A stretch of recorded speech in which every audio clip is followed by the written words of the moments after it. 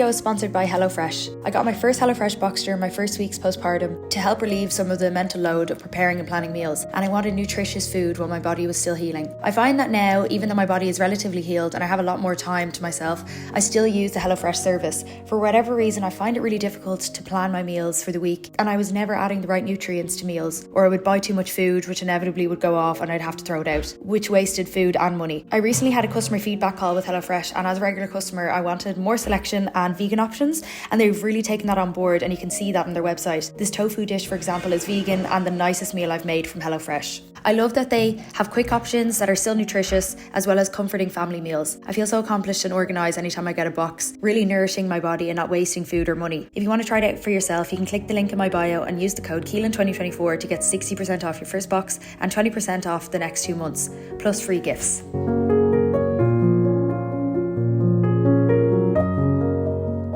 I've had a busy week. I don't know if I filmed a lot. I can't even remember. Can you talk about Delulu spiritual girly stuff you've done after a breakup? I would argue I'm the queen of this. Now, this is all from the past, but I have done multiple insane things after a breakup. So, number one was, I did one of those manifest and text back things.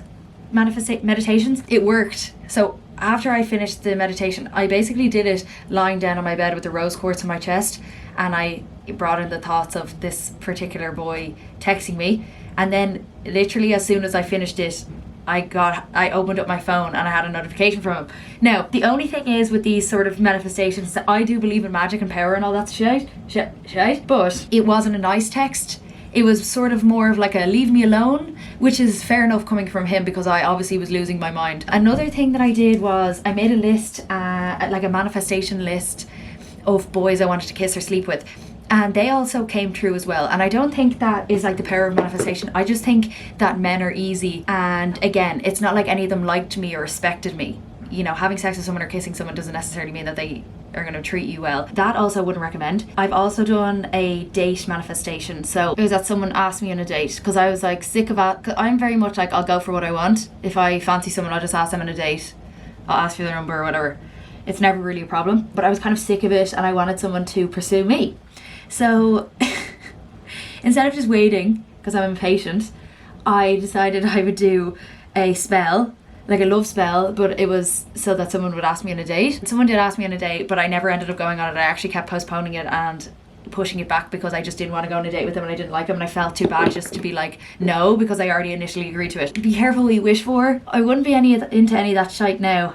I do send myself positive thoughts and make goals for myself, but I wouldn't say that I'm to that extent anymore, you know, trying to get people to like me, using the power of the universe to try and get people to like me and give me romantic attention, but you know, no regrets either. How did you get the confidence to start a podcast / be self-employed? In terms of being self-employed, I could probably do a whole video on this, but like how I started making money myself, which I think is quite uncommon with a lot of content creators now, is not a lot of people use YouTube anymore because it's kind of, people feel like it's a dying app, whereas in Ireland you don't get AdSense for TikToks, so sometimes it could be a bit futile trying to create a platform on there or like make videos if you're wanting to make money from it. Like, I just use TikTok because I think it's fun, but YouTube is the main way that I make my money because you get AdSense. It's just that people watching you is supporting you at the same time, so you guys are like paying. I'm saving for a house, and even just watching my video, regardless if you like me or not, like you could be hate watching me, but it's still sort of paying me to save and giving me money and the privilege to be able to save for a house and look after my baby at the same time. Because I feel like now people strive as content creation and influencing as like a proper job, whereas when I started, I wasn't like, this is going to be my job now. I was more like, oh, I'd love a platform so I could start a business or whatever, but I wasn't like, I'm going to be an influencer. I just liked making videos because I was like, I was born to entertain. I got another question as well with the solo podcast. So I was a bit apprehensive about making my own podcast. Now, it's not like I like having a podcast. I like having a platform and being able to discuss things and have conversations. But the reason why I was so apprehensive is because I prefer when it's like a dialogue with another person. If you have someone else to bounce off of. I also just think it's nicer to listen to. I prefer listening to podcasts where there's another person talking. I mean, the only other podcast I listen, well, actually no, I listen to Emma Neal's podcast, and I do listen to Blind Boy, which are two people who are, no, they're very different podcasts, but it's like observational monologues. I didn't see myself doing that, and I was like, I need more of a niche. Do you know what I mean? Like, I needed a specific, I didn't want it to just be like a podcast for the sake of a podcast. I wanted them to have themes and, you know, different, so I'd never run out of ideas, if you know what I mean. So then it just came to me, why don't I start, because I was studying child psychology, I was like, why don't I just start one, like an observational sort of psychology one, which is much easier because there's an element of research then that's put into it and some work, so there's contributions that I could use, so it's still conversational with other people and the people that listen to the podcast, and I won't run out of things to say because it's prepared. I'm not like opening up the microphone and just like it's time to have a chat. So that's made it a lot easier, and I do really enjoy it. I'm using my brain, I'm studying. It's like video essays. I am really enjoying them at the moment, even though it's a bit different from my last podcast, so I know that it's not going to be the same sort of feedback, if you know what I mean. I'll probably have a different audience demographic than my last one. My podcast did just get signed as well, which is great, just after 2 episodes, so I suppose that was like a boost that I was doing good. Oh yeah, will you be coming to Melbourne/Australia anytime soon? I was organising a tour, Australian tour. Well, me and my manager were organising an Australian tour, and then with my old podcast, but obviously that fell apart. So see, it was fine like going for, you know, because I'd be getting paid for it, but now I don't know if I'd be able to go so far away without my daughter and not be making an income from it. Do you know what I mean? I can't justify it then because it's so expensive, and I'm saving for a house at the moment, and it would be a long time away from my baby. But my best friend is in Sydney, so I do want an excuse to be able to go. How did veganuary go? Oh my god, I just feel I'm so bad at nutrition, and I feel so behind everyone else because it feels like that everyone else knows what to cook and knows what's good for them already, whereas I don't have that. Like, it doesn't come naturally to me, and I like healthy foods, I like fruit, I like vegetables, but I'm never like, I never know what to make that's healthy. Do you know what I mean? The first thing that always comes into my head is a meat, a potato, and a veg side of a vegetable. I don't know how to like put meals together, so I have to proper like go read a recipe word for word. Then if I'm hungry, I'll just make something shit for myself. Do you know what I mean? With veganuary, it adds an extra layer of stress for me because I have to prepare so much more for my meals, because I have to be thinking so much more about the substitutions and how to swap over the nutrients that I would be getting from meat and blah blah blah. My mouth was literally full of ulcers. I need a nutritionist and someone to meal plan for me if I'm ever going to do that again. Now, I don't eat as much meat anymore as I did before I did veganuary, but I do still eat eggs and a lot of fish. Obviously before I had a baby and when I was vegan, I didn't give a shit as much about my nutrition. I was just like, this is how I eat. I would literally be eating Coke noodles and Oreos and crisps and fucking, you know, toast and pasta all day. I would just be eating freezer foods constantly all the time. Like, the odd time I'd have a salad and I think I'd fucking great, but now I really want to be healthy all the time, just because for the benefit of my child, obviously, but also me. I should be looking after myself, and I just can't seem to be able to do it. It just takes so much work to be, and more expensive, because if you buy the more fresh food, especially if you're just one person and you're not buying for a family, I find there's always rotten food that I'm throwing out and I'm wasting stuff because I can't seem to plan my meals properly. Someone asked tips for low self-worth. I am someone who had such a low self-esteem for the majority of my life, like from as young as I can remember. As a child, even though I was sort of precocious. And see, I don't think the confidence is synonymous with self-esteem. I think people can be confident and have a really low self-esteem, whereas now I feel like I'm more assured and definitely have a good self-esteem, but maybe not as confident for whatever reason, like especially in social situations. It could be an amalgamation of things. I think number one, probably getting older. That would be the obvious answer. Number two is looking after myself a lot better. Low self-esteem is almost cyclical. Because you have a low self-esteem, you don't think that you deserve the good things that people do to look after themselves. For example, eating healthy and exercising. And then in turn, those things are going to make you feel worse about yourself. So keeping the cycle going. But since having a child and obviously wanting to get outside more, and after I kind of lost control, it was like, because I had my body was so damaged from giving birth. I mean, the forceps delivery is really invasive, and then my stitches got infected. It just felt like I had no control over my body, and I really wanted to look after it from then onwards. So I started going on really, really long, especially living in my dad's, because he lives near the sea. It's such a gorgeous place to walk. I'm really lucky where I'm situated right now, because you only realise when you're staying in other places how limited that is, actually, like green spaces and access to the sea and nice places to go for a walk. I mean, we're in comparison to my mom's as well. My mom's is a much busier area, and you're around like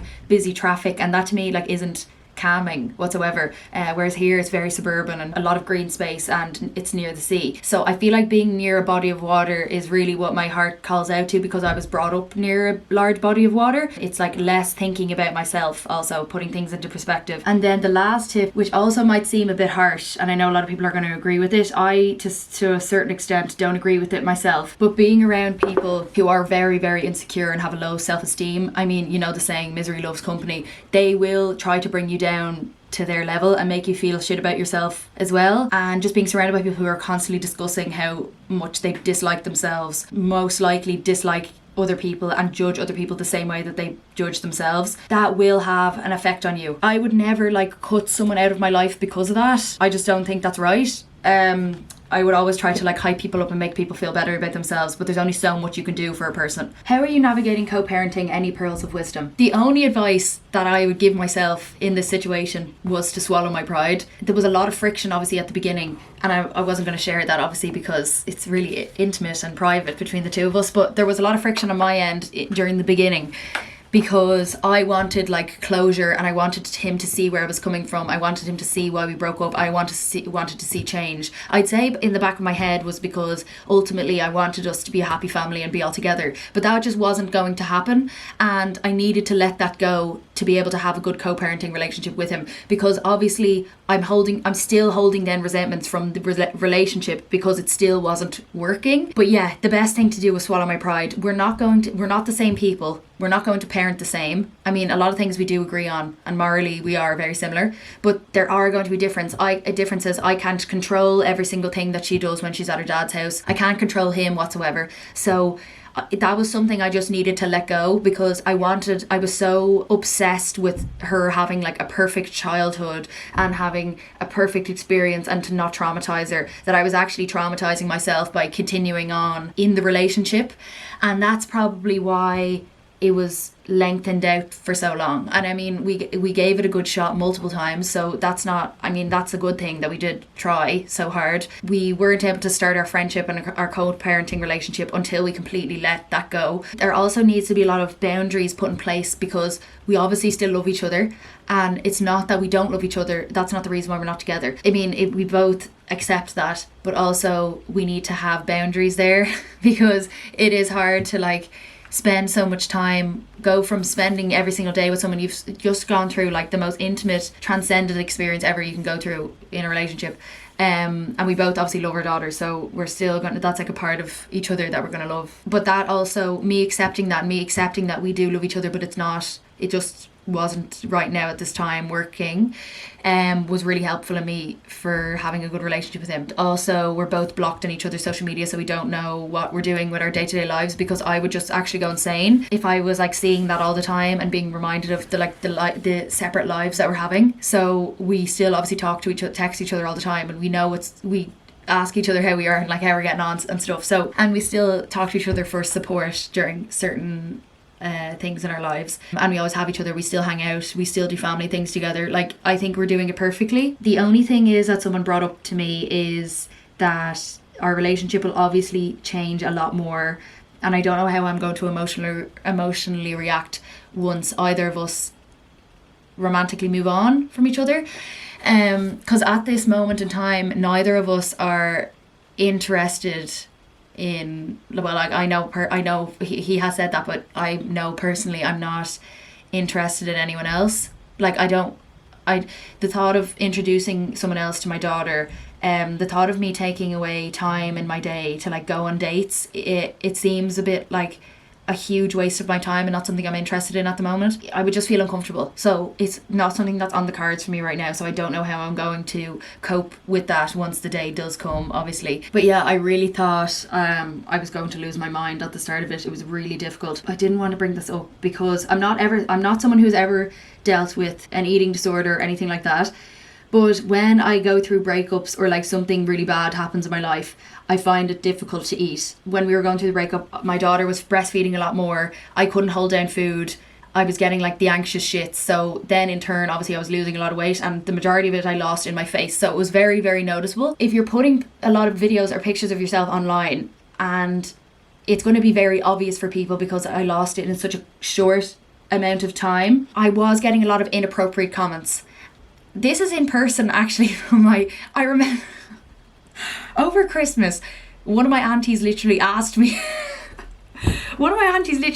how much I weighed, and I've never gotten that before in my life. Then at another influencer event, someone, now she was very drunk, but she said, she was like, you used to be huge before and then you lost loads of weight. And I was like, I was pregnant. But I was getting a lot of comments being like, oh, you look so fit now, or accusing me of getting plastic surgery. Because I'd obviously, if you lose weight in your face, it does look like you've gotten work done. But yeah, I was getting a lot of inappropriate comments, and that was, now I wouldn't say that it pushed me to any like toxic eating habits or whatever, but I was then scared of going back to my normal weight, that there was something wrong with me beforehand, because everyone was like, oh my god, you look so good, you're so fit, drop the workout routine. And she was like,